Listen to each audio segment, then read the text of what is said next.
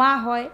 কয় দুধের ঋণ এটা শোধ করতে পারবেন না। কি রে কইতাম যেন দুধ বাপের বাড়িতে লই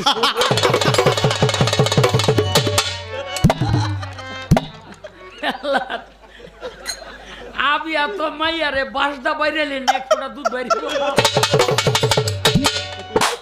আপনার এলাকায় বাস নাই, বাসদা বাইরে দেখে তো 12-13 বছর।